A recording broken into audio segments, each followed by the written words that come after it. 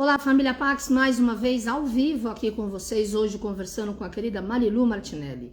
Ela que é atriz, escritora, ela conferencista internacional, professora convidada da PUC São Paulo, sabe tudo sobre valores humanos, foi a primeira a falar sobre Satya Sai Baba, o grande avatar lá do sul da Índia, que agora já está nos planos de luz, na América Latina, lá atrás, nos anos 90, e hoje ela fala pra gente sobre a deusa, a face da energia de Deus Pai e Mãe, a face materna de Deus. Então vamos dar boas-vindas aqui à querida Marilu Martinelli, que está com a gente na Pax há mais de 30 anos. Pois é.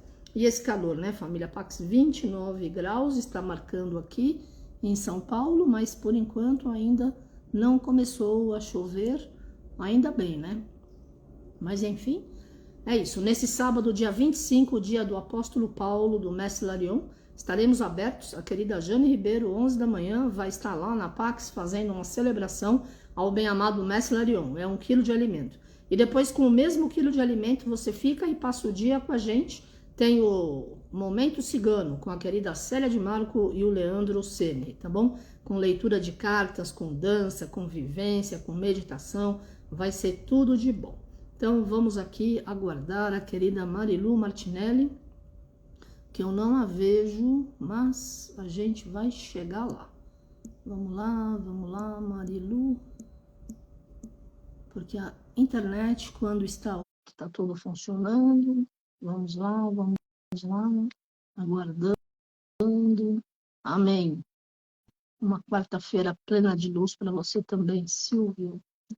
É muito legal encontrar vocês virtualmente. Não consigo te colocar no ar, querida Marilu, a não ser que você já esteja, mas eu não a vi. Alguém já viu a Marilu entrando? Olha, eu acredito que não vai ter transmissão, porque a pessoa que transmite vai estar num outro evento, no dia 25. Então, não sei se alguém vai conseguir gravar alguma coisa, tá? A princípio, não teremos transmissão. Marilu, ok, Marilu está aqui, eu não consegui convidá-la. Marilu, você consegue pedir para falar? Nossa, eu fiquei mais perto. O que aconteceu? Marilu não pode participar. Como assim? Vamos aguardar a querida Marilu Martinelli. Mudou de novo, né? O Instagram, não é isso, família Paco? E aí, tudo bom, querida? Tudo bom? Tudo, e você? Sua imagem sumiu. Ah, mas eu tô aqui. Então, Vocês estão me vendo, família Pax? Estão vendo nós duas? Eu acredito que sim, né? Estamos aqui, eu não sei o que aconteceu, que eu tô super... Meu rosto ficou enorme aí, mas tudo bem, vamos que vamos. Tudo bem? Bem-vinda. tudo bom? Tudo. Como é que você passou esses dias, o fim de semana? Tudo bom? Tudo ótimo, graças a Deus. Calor como eu gosto, quer dizer, tá mais do que, Do que que a gente eu precisava. também gosto, eu também gosto. Meu amorzinho, eu quero dar boa tarde para você e para todos que estão nos ouvindo e vendo nessa quarta-feira. Eu escolhi, Carmen, a face materna de Deus, ou seja, a Deus para nós falarmos, porque me parece de grande atualidade, Sim, já que sempre que ciclos se fecham e deles, como numa espiral, surgem outros ciclos a serem evoluídos em suas diferentes voltas espiraladas em direção à luz, você tem uma predominância de energia feminina que aparentemente cria uma desordem. Todos nós estamos percebendo que existe alguma coisa fora da ordem. A gente sabe que caos não significa confusão. Caos significa significa uma abertura para infinitas possibilidades de organização. Sim. Essa é a ação da deusa em todos os ciclos civilizatórios da humanidade. Vamos falar um pouquinho disso? Legal. Então, eu queria inicialmente recorrer às mitologias do mundo. E por quê? Porque o que são os mitos, os deuses, os heróis das diferentes mitologias? São personificações de valores, de princípios que as diferentes civilizações moldaram de acordo com seus condicionamentos geográficos, seus condicionamentos históricos, hereditários, genéticos. E eles fizeram isso para quê? Para ver-se refletidos nesses deuses, nesses heróis, nesses mitos. E dessa maneira, irem organizando a si mesmos dentro de valores e princípios norteadores das suas atitudes. E dessa maneira, eles organizarem uma sociedade onde uma convivência humana fosse o mais harmônica possível. Sim. Muito bem. Então, vamos lá. Qual foi a primeira manifestação do sagrado?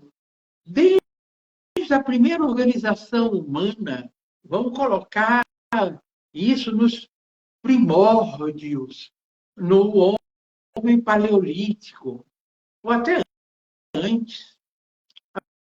A primeira manifestação do sagrado e de adoração ao sagrado foi a deusa. E isso por quê? Porque como nós iniciamos os nossos grupamentos humanos, aquilo que foi o embrião da família, inclusive, qual era o papel muito definido entre o feminino e o masculino? O masculino saía para caçar. Sim. E o feminino, a mulher, ela descobriu a agricultura. Então, ela começou a fazer as primeiras hortas.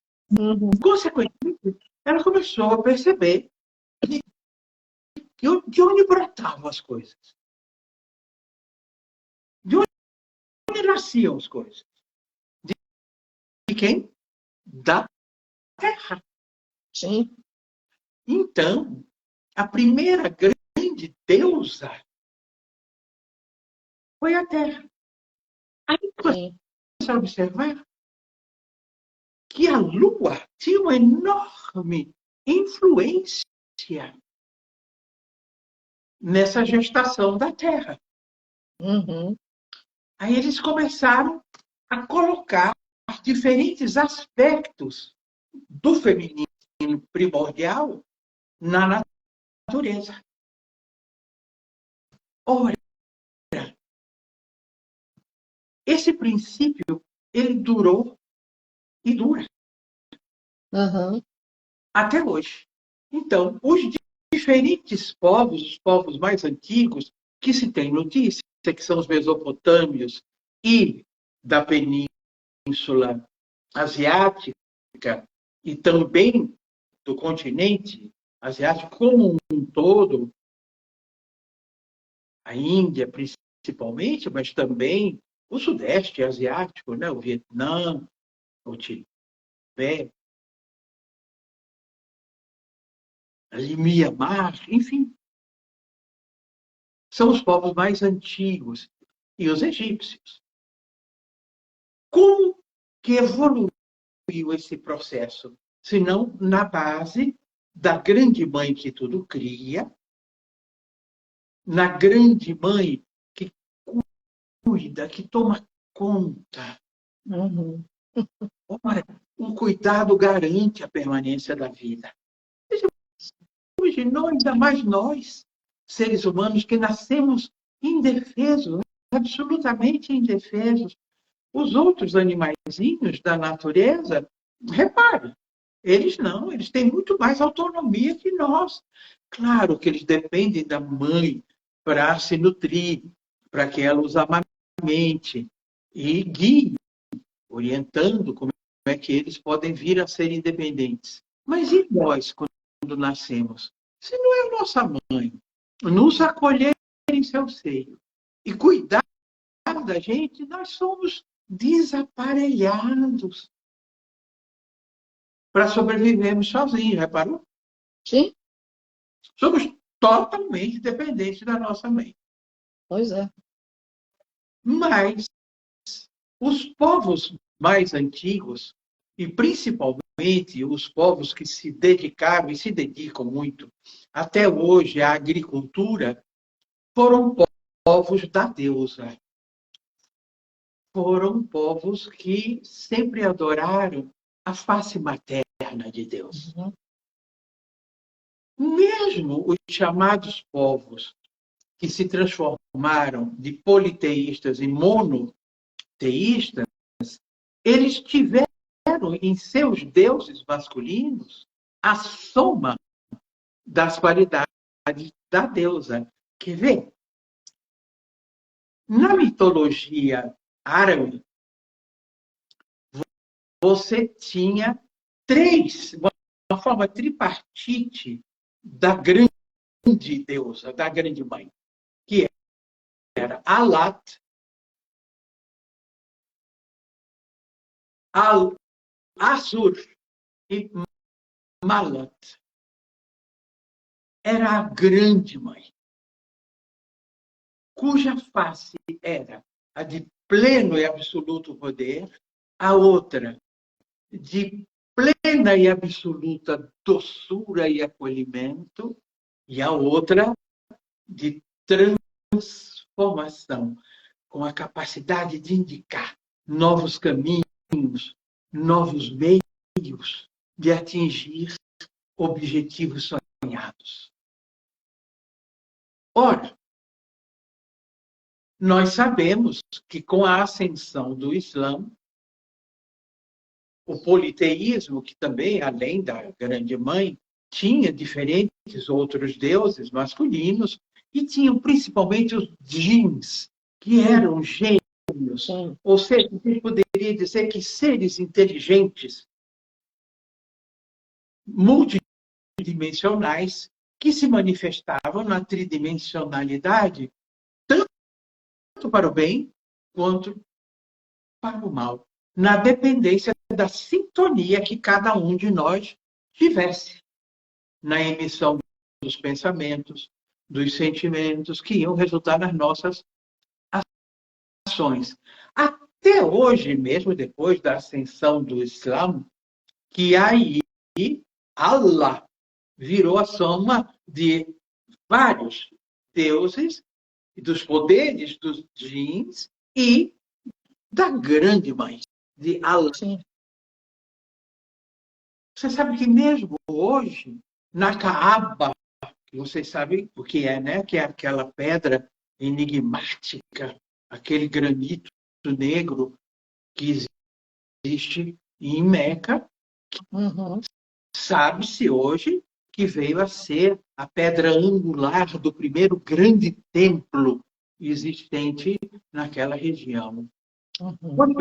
Bem, nos hieróglifos, vamos dizer assim, ou dos caracteres, ou dos ideogramas que cobrem a grande Kaaba, você tem ainda desenhos de djinns.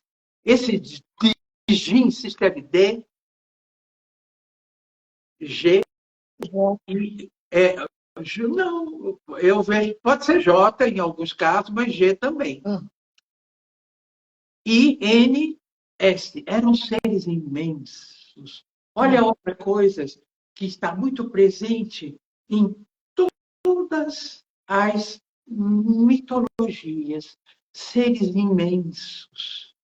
Nós temos nos árabes os djinns como esses seres imensos e dotados de capacidades inimagináveis e ilimitadas, né? Uhum. Então, vamos falar outra religião monoteísta Uhum. que do início não era o judaísmo. Sim. Na mitologia judaica, você também tinha a predominância da mãe, a deusa Ashrat. Ela era chamada a toda poderosa. Uhum. Não só a grande mãe, a face materna do divino, mas aquela que trazia em si a soma de todos os poderes do universo.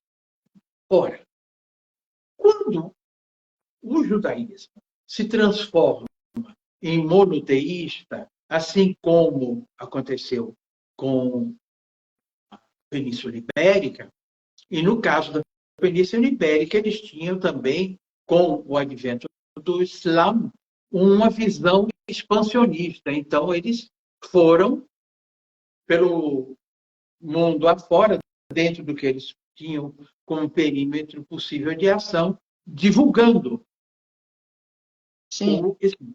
No caso do judaísmo, não foi assim. No caso do judaísmo, Ashrat foi parar no Egito.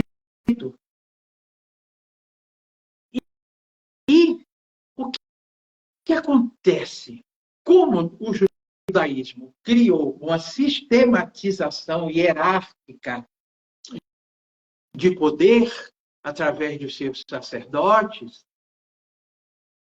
dos seus patriarcas, então a soma das deusas do panteão hebreu, que era misturado com o panteão cananeu e as demais mitologias e panteões da Mesopotâmia, ela criou, dentre os deuses da sua mitologia, escolheu um e criou ele como o máximo possível do poder manifestado, que foi Yahvé, ou Javé.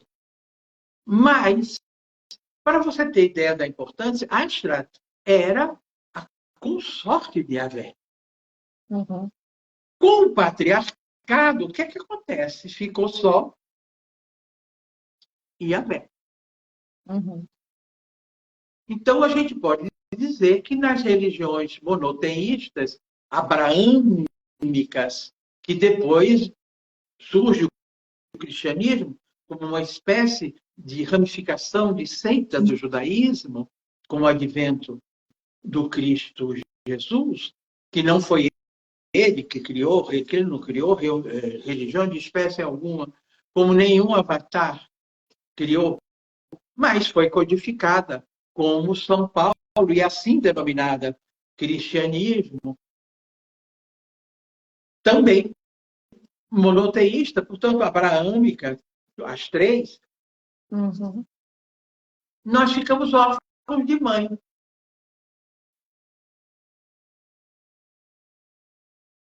Interessante, por quê? Quando o imperador Constantino, por influência de sua mãe, Helena, que tinha tido o coração tocado pela mensagem do Jesus Cristo, ela convence a fazer do cristianismo a religião do Império Romano, que se estendia pelo mundo afora, né?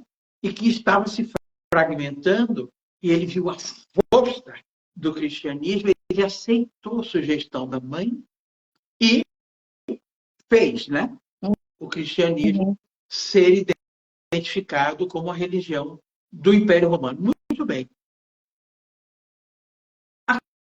Acontece que o culto a mãe Maria era muito grande já.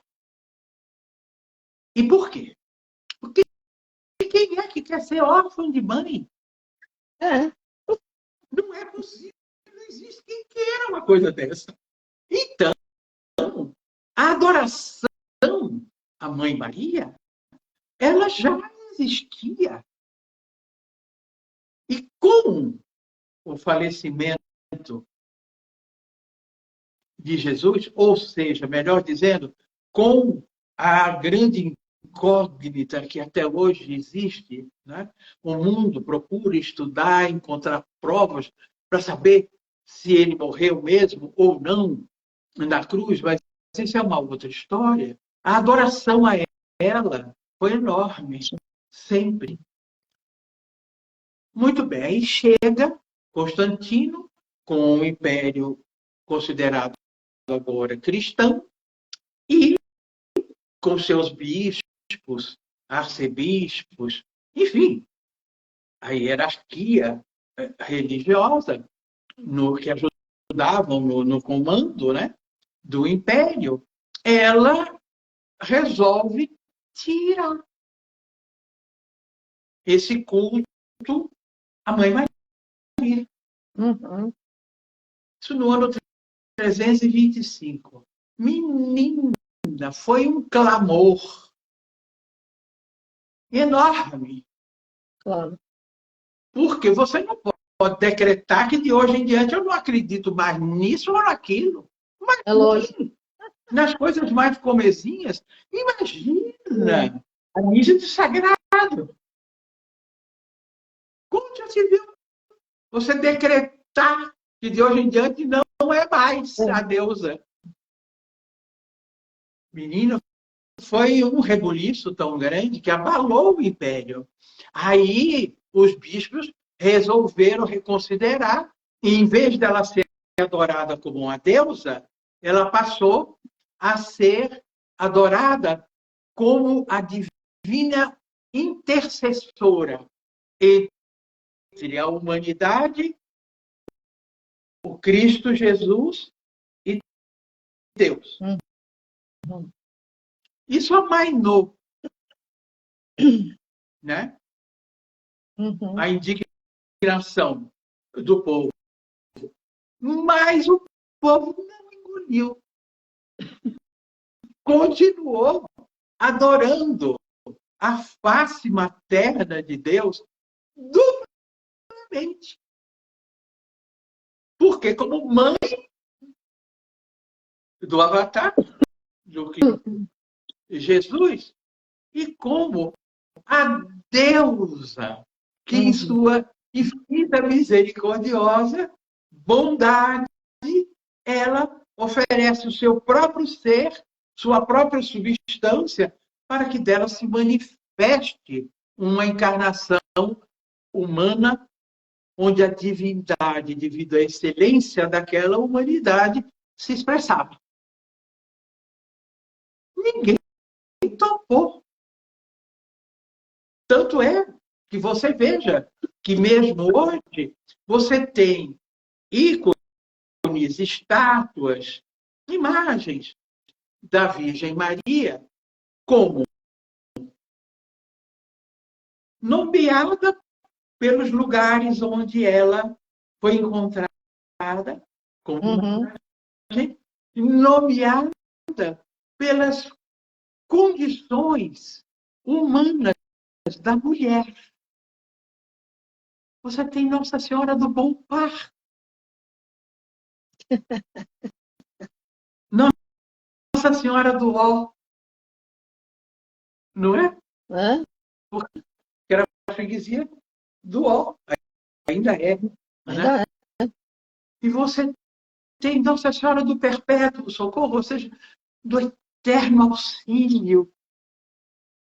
Onde é que a gente busca eterno auxílio? Não é na mãe? Na mãe. Não desmerecendo o pai, pelo amor de Deus.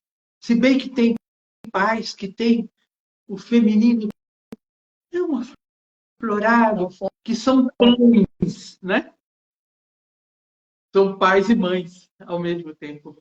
Mas é natural, é tão instintivo que os animaizinhos fazem isso também, né? Sim. Não existe quem queira não ter mãe. Ora, então, no cristianismo, você teve uma fragmentação do poder da mãe, mas sempre com a mesma face. A face do princípio feminino. Aí você tem, interessante, na Suméria, você tinha o deus máximo, era Anu. Quer ver uma coisa incrível? Sabe o que significava em sumério Anu? Átomo primordial. Como é que essa gente sabia disso? Pois é. Não é uma coisa para pensar? Pois Anu era o consorte de Inanna. Olha. Inanna também chamada de Ishtar, a grande deusa. Aí você ia na Babilônia, teve, porque era ali tudo misturado, né? E teve os êxodos mitológicos daqueles povos todos ali muito aproximados. Aí você teve na Babilônia o reino absoluto de Ishtar, que era Inanna. Aí, É mulher. não é? É. Aí você tem na Índia com uma particularidade interessantíssima. É a única das mitologias e a única das tradições que faz do feminino sagrado, da deusa, a fonte de toda manifestação. Ou seja, para eles, o que a gente chama de Deus, eles chamam de Brahman, não é Brahma, é Brahman, que significa em sânscrito, literalmente, aquele que se expande. Olha que louco, hoje em dia, o que é que os astrofísicos dizem, Deus do céu, Deus. que o universo se expande. E É. existe no universo a antimatéria, que você pode considerar multiversos dentro de um universo. Sim. Olha, esse povinho também era danado, né? Sim, imagina. Imagine que aí eles acreditavam, como acreditam até hoje, que essa consciência, ela nunca foi criada. Ela pré-existe. Uhum. Então, ela existe porque se manifesta.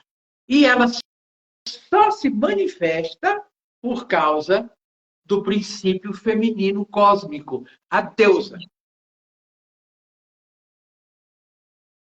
E o que é que a deusa faz? Ela cria novas ordens. Uhum. Ela precisa manifestar a vida. Como é que ela ia fazer? Daquele caos, ela tinha que estabelecer uma ordem de infinitas possibilidades para que a vida se manifestasse. Sim. Para o hinduísmo, ou melhor dizendo, para o Sanatana Dharma, ou seja, a lei eterna, que o hinduísmo depois soma o Sanatana Dharma com as diferentes influências das demais tradições espiritualistas, pelas diferentes invasões que a Índia sofreu. Aí resulta no hinduísmo. Uhum. Que, por isso, não é nenhuma religião, é uma tradição, né? Porque eles nunca separaram o conhecimento científico do conhecimento teológico, do conhecimento da natureza, do autoconhecimento. Nunca separaram filosofia de tecnologia, nunca separaram absolutamente a subjetividade da nossa inteligência, da razão. Razão e sensibilidade nunca foram separados para essa tradição. Isso é muito interessante, num momento em que as cabeças pensantes do mundo, a intelectualidade do mundo, voltada não à catástrofe, os arautos da destruição, mas voltada para a construção de novas realidades, querem, através disso, unificar o conhecimento. Olha que interessante. Você repara como cada vez é mais presente a preocupação de trazer à tona conhecimentos ancestrais, Sim. através dos povos originários, porque a nossa pretensão começa a achar que a medicina só existe porque existe o médico. Que é isso? A medicina existiu porque o homem precisava sobreviver. Claro. Então, nós sempre começamos a testar ervas, a testar elixires, a testar casca de árvores, para a gente saber como é que se curava, Uhum. como é que curava o corpo. Né? A gente acha que a arquitetura depende por causa do arquiteto ou arquiteta. Uhum. Então, a gente precisa parar de ter como pauta uma pretensão absurda de negar conhecimentos ancestrais. Compatibilizar Sim. conhecimentos ancestrais com conhecimentos atuais, porque é daí que vem a grande virada do jogo. E Sim. quem rege esse processo é o princípio feminino cósmico. É a deusa. Até porque o princípio feminino é o princípio da criatividade. E é o princípio que vê o todo. Nós, mulheres, podemos observar isso em nós. Pode observar, você vai com seu marido, com seu namorado, com seu irmão ou com seu pai, num determinado lugar. Vamos imaginar que vocês foram a um jantar que celebrava o aniversário de alguém. Você, mulher, você entra, você viu o todo, você já viu a decoração da festa, você observou a roupa das mulheres, dos homens, já sentiu o cheiro, Já viu tudo. já viu absolutamente tudo. É. Ele foi o seu marido, namorado, irmão ou pai, não viu. Nem prestou atenção, imagina.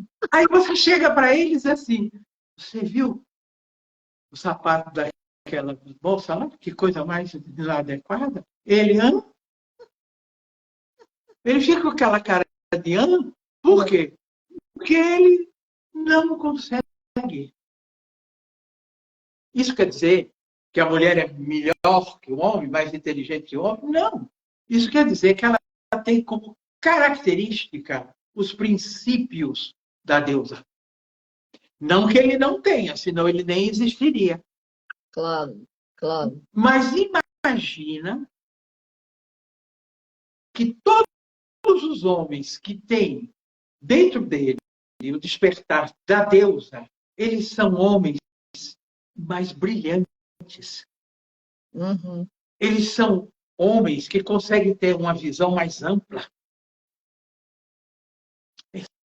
São as lideranças que se colocam a serviço.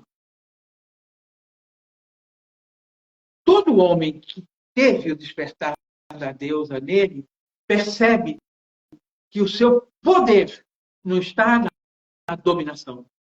É. Que o seu poder está na cooperação, em operar junto, em fazer junto. Sim, claro. Mas ainda você tem uma enorme resistência a essa força avassaladora da deusa, quando, como eu disse no início da nossa conversa, os ciclos terminam e nascem dele mesmo um novo. Sim. O que faz com que grande parte da humanidade, homens e mulheres, tenham tanta dificuldade de aceitar entrar nessa espiral evolutiva e ir aprendendo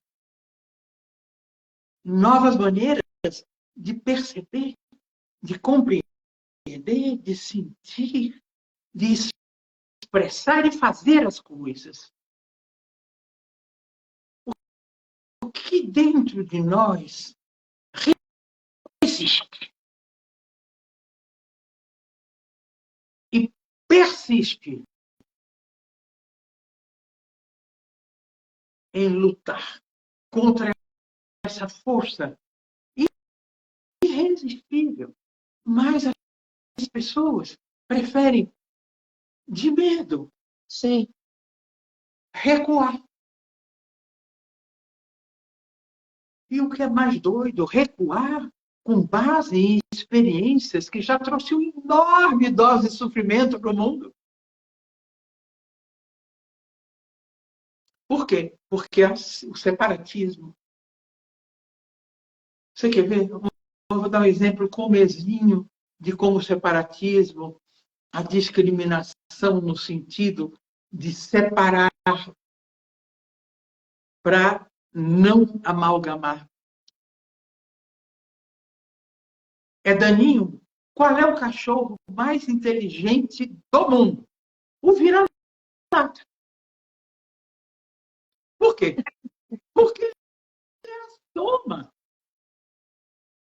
de várias raças. Sim. Então, ele traz no seu gene uma resistência muito maior a doenças. Claro. Ele traz na sua morfologia, dependendo de como foi essa mistura, uma beleza única.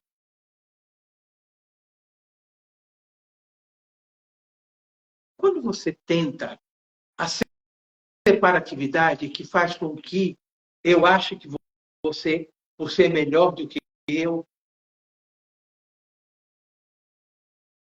você tem o direito de me dominar? E quem disse que você é melhor do que eu? No quê? Como se nós não fôssemos uma engrenagem que o que azeita todas as peças dessa engrenagem que forma a humanidade, a organização social, a garantia da nossa sobrevivência, não fosse exatamente a comunhão da pecinha menor com o computador mais sofisticado? Se nós não dependêssemos total, completamente uns dos outros. Sim. Nós estamos vendo esse retrocesso acontecer. Não é? Por que, então, que a deusa não interfere? Quem disse a você que não? Ela interfere em cada coração que diz, não aceito mais esse sofrimento. Não aceito mais essa discrepância. Eu não aceito. Não aceito mais viver nessa distopia. Distopia é uma palavra em grego que quer dizer lugar ruim para se viver, fora de harmonia, que é o que nossa sociedade planetária virou, uma distopia. Sim. O que a deusa faz? Ela inspira cada coração generoso, cada um de nós que se predispôs a se transformar num ser humano melhor e, consequentemente, colaborar para que o mundo se torne melhor. Diga não quero.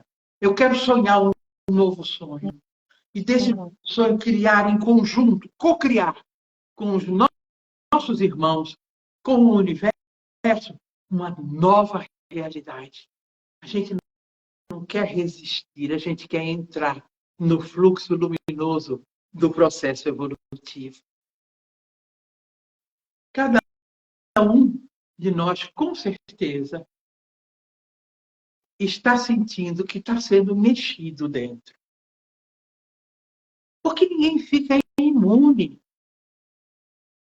à força do princípio feminino cósmico. Ninguém fica.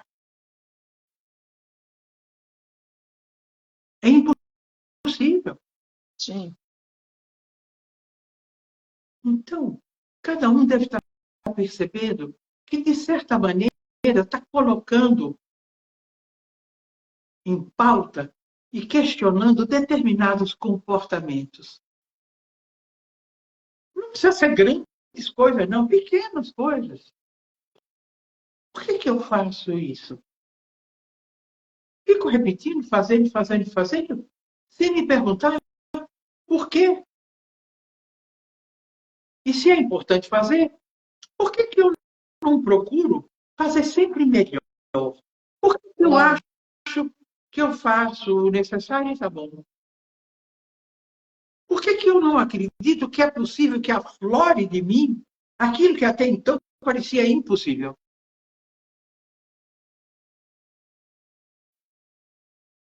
Quando você percebe que a deusa reja, seja o regente, o maestro dessa sinfonia interior, dos nossos humores, dos nossos pensamentos, dos nossos sentimentos, dos nossos princípios, valores, que crie conscientemente em cada um de nós um modus vivendi mais amoroso, mais respeitoso, mais digno de ser vivido.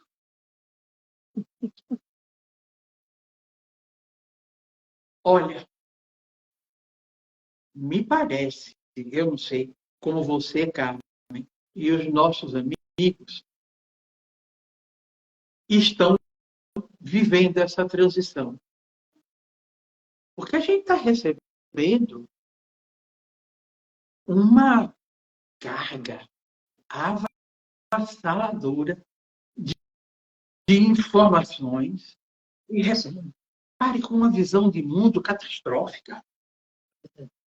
Se você não tem um eixo muito firme, se esse eixo não é aquela parte da roda da vida que gira a vida, mas que não se move, portanto, é o seu porto seguro, se você não tiver, você vai ser movido não pelo amor, não pela fé, mas pelo medo.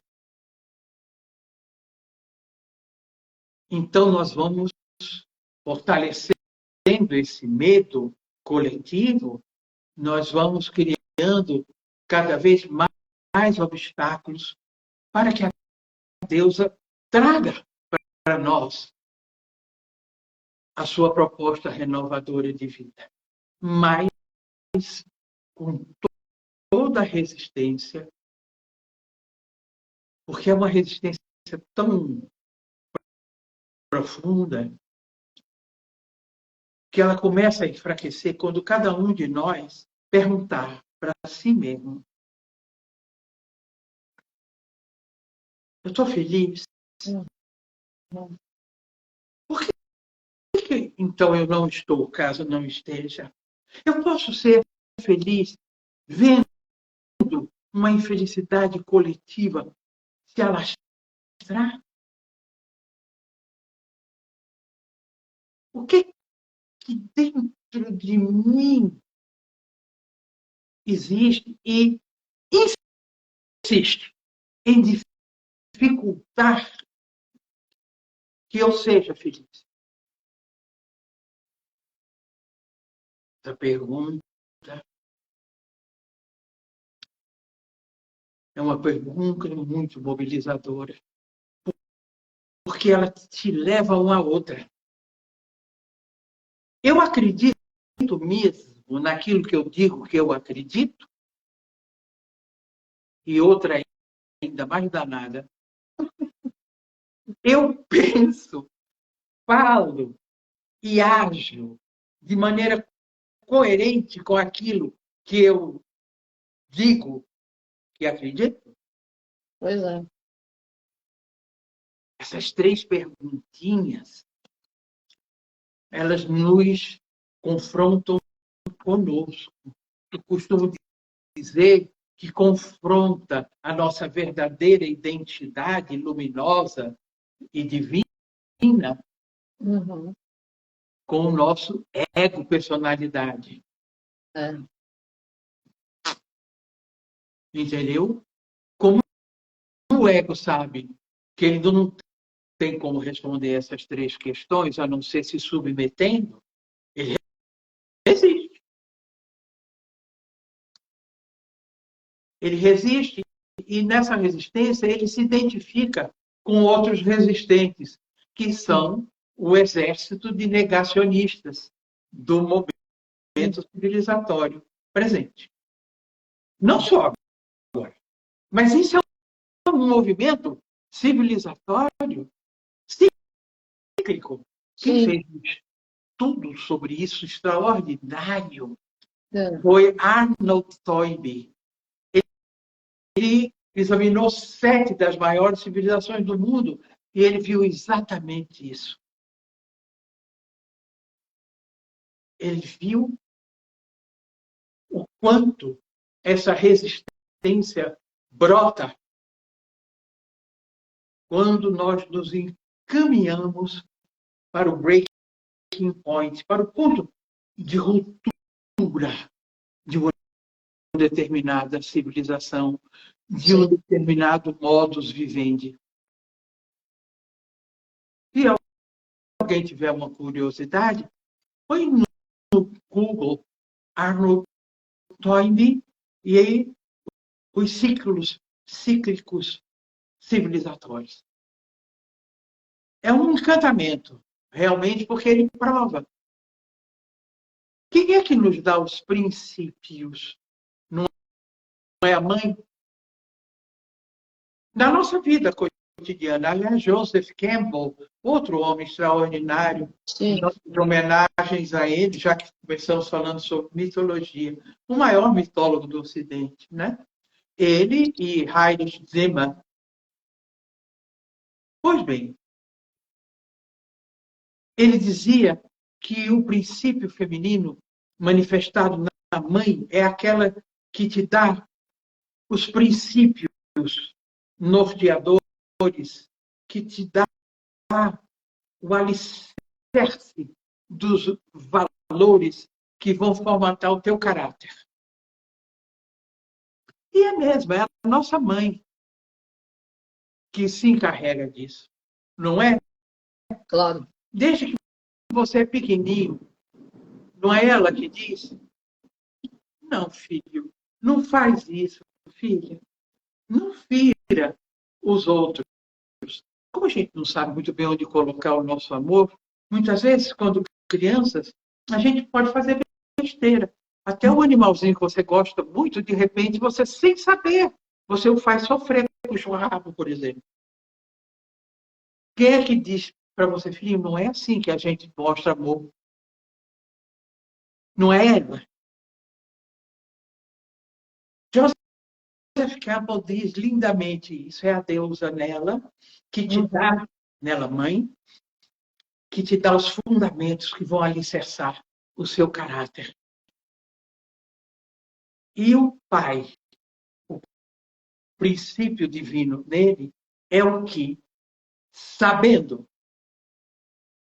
que o seu caráter já está estruturado, mostra para você o caminho fora de casa. Ou seja, como não apenas como filho, filha, mas como cidadão, cidadã. Não é lindo isso? É maravilhoso, imagina, é lindo. Portanto, nós estamos, eu não sei quanto tempo ainda me resta, porque como eu não estou te vendo, você não faz aquele finalzinho para mim. Faltam 5 minutos, só que assim, começou uma tempestade, eu tenho olhado direto, porque já faz um tempo que está chovendo. Mas agora está dando raio, trovão, Então você já vai encerrando aí que vai ficar bom, porque eu quero gravar, eu quero deixar gravado, porque tá maravilhosa essa aula, como Ô, sempre. meu amor, muito obrigada pela deferência, o carinho e o cuidado comigo. Bom, a deusa em você é mais do que manifestada. Então, meu amor, para fazer um resumo rápido, eu gostaria que depois dessa nossa conversa, todos nós que estamos participando desse encontro que a Pax, através de você, promove, e que ultrapassa o espaço-tempo, porque vai para horários diferentes no mundo, não é? Sim. Que a gente tomasse uma decisão. Eu nasci com o direito inerente à minha condição humana de realizar a plenitude da minha humanidade.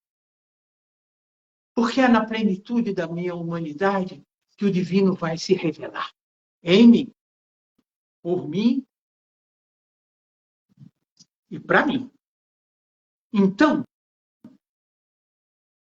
vamos fazer aquelas 3 perguntinhas que dentro de nós resiste e não me deixa ser feliz. Eu acredito mesmo naquilo que eu digo, porque eu acredito. Lembra disso? Uhum.